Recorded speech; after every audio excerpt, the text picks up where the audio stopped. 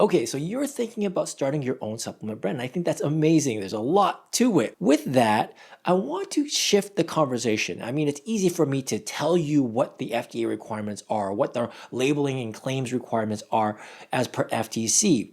But today, I want to move away from that and instead kind of take the approach as if I was the entrepreneur, if I was the brand owner, starting my own supplement brand.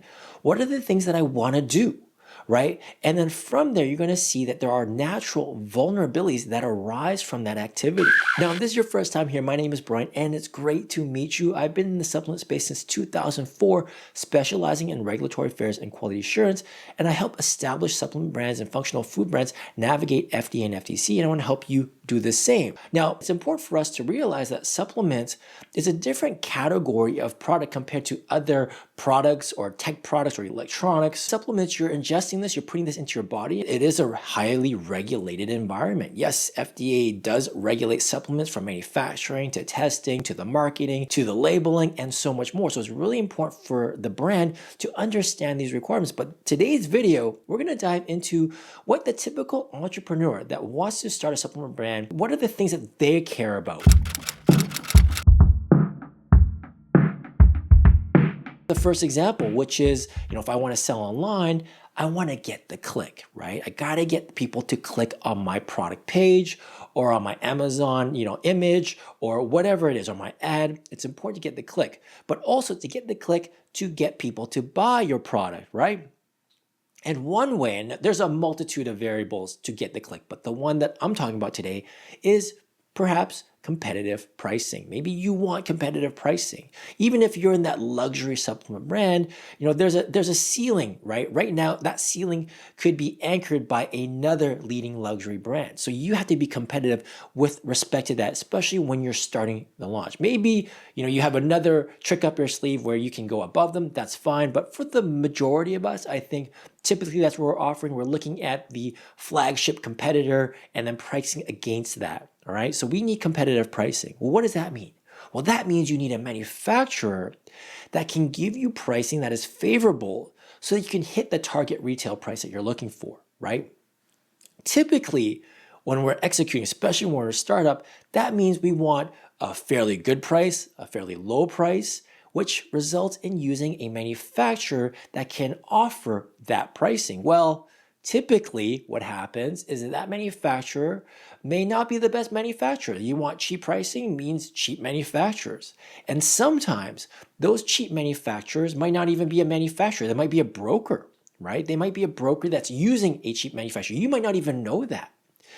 Some brokers present themselves as if they're a manufacturer, right? So you have to be very careful here. But the call out is that if you're looking for favorable pricing, chances are you're looking for a cheaper manufacturer, which as a result means a manufacturer that isn't following the requirements, right? They might not be doing all the GMP, good manufacturing practice procedures that are required by FDA. They may be skipping on testing. They may be skipping on other in-process checks.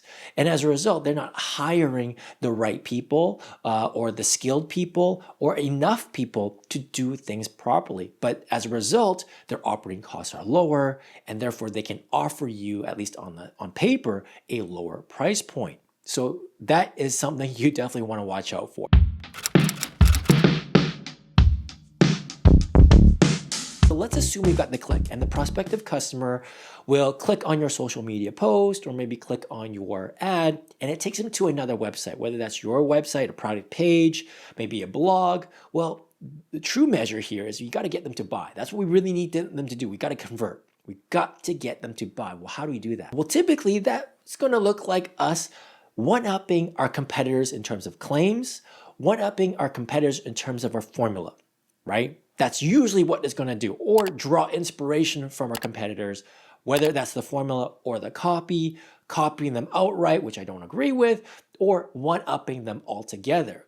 Now, the problem with this is twofold. Number one is if you keep one-upping your competitors, you may be making claims that you can't back up with scientific evidence, or you may be making claims that are actually misleading, right? Even if there is scientific evidence, it could still be done in a way that's misleading, which could get you in trouble. On top of it, because many of you may be drawing inspiration from an existing customer, that's selling really well. Well, the reality is that you don't know if they're doing compliance right. You don't know if they've properly substantiated their formulas or their claims. And we don't know if they've done the research to see if the ingredients are at the therapeutic levels, or if the ingredients are even the right ingredients, or that the ingredients have the appropriate human clinical studies. And we may just assume that because they're doing well, that they've got this whole compliance thing figured out. Well, the reality is that it's not true. And that's because it's quite likely that that other product, that other brand, copied another brand, which copied another brand, and none of them had their compliance altogether. So you've got this weird copycat effect, and you're also copycatting the compliance vulnerabilities to come with it. So we've got to watch out for these things. If you're going to get them to buy, you got to have great marketing copy. I totally get that, but you have to be careful when you one-up them. When you make bold promises, the claims could be unsubstantiated, or it could be misleading.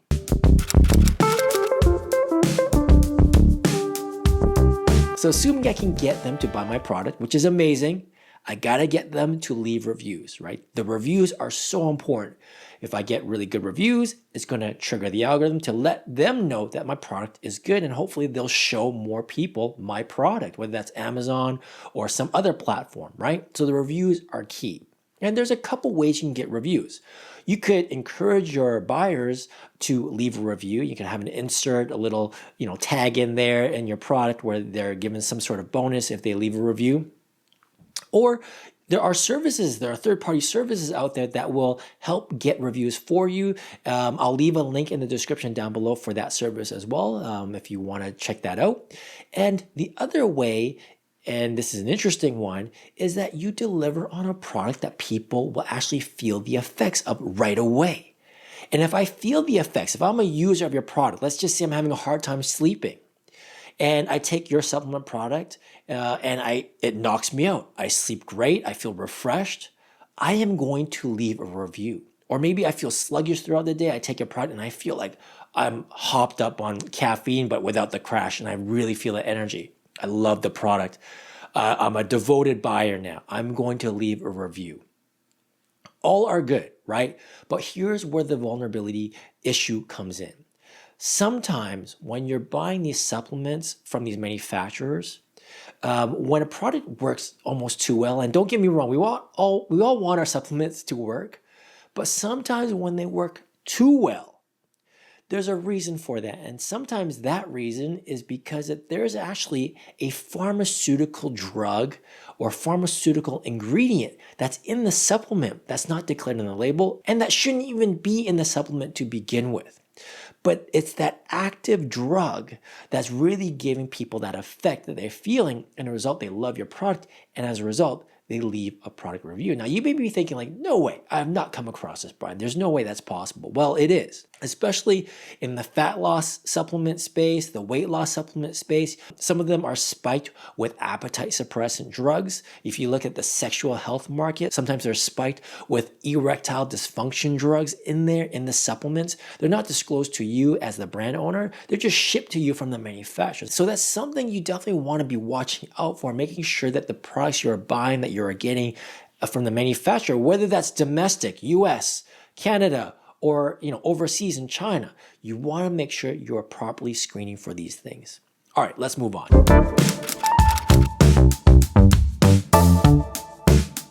So now that I got people clicking on my links, people are buying, people are leaving reviews, which is telling the algorithm that my products are great, which means that they're going to show my product to more people, which leads to more clicks, more buys, etc. I've got myself a legitimate business now, right? So what's the next thing? Well, the next step is to multiply your results by launching another product or another SKU, SKU. I want to launch another SKU.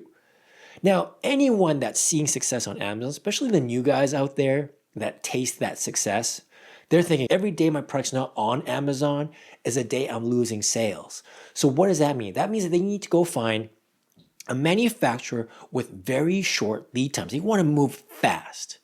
Well, the reality here, a compliance issue that naturally arises out of this natural desire, if you will, is that you're going to start searching for manufacturers with low lead times.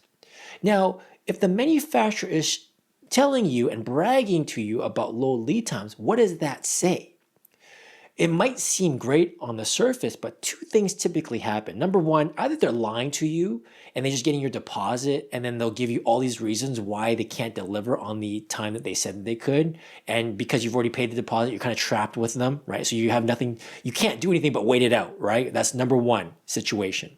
Number two situation is that they're actually going to deliver a product to you on time. So if they're going to say, I'm going to get you product within 4 weeks or 3 weeks or 2 weeks or whatever it is, that to me is a big red flag, because if you are following GMP properly, you need time to do that. You need time to qualify your ingredients. You have to have time to test your raw materials. You have to have time to package it properly. You have to have time to inspect it. And you have to have the time. Then you have to have more time to test the finished product. Testing alone takes a week, maybe a week and a half to 2 weeks. So if you have a manufacturer that can guarantee product within 4 weeks, that to me is a red flag. And to be clear, I'm talking about custom formulas, not stock formulas right now, but that's something to think about here. And when they're delivering price that quickly, to me, that is a huge flag that they could be skipping steps. So I'd be watching out for them. I probably wouldn't be using them to begin with. So as you can see, there's a lot of these vulnerabilities that naturally arise through the supplement entrepreneur journey, which is why FDA has those requirements, which is why FTC has these requirements, so that we can avoid these issues and get ahead of it and be more proactive. And so if you want to work together, I have links in the description down below. You can watch all my other videos here on this channel. Learn as much as you can, absorb as much as you can, and we can work together directly. Again, I work with both the startups, brand spanking new, the pre-startups, if you will, and we also work with established brands that are already in the market. Some of you are already in the larger national retailers, the Costco's, the Walmarts, the Targets out there.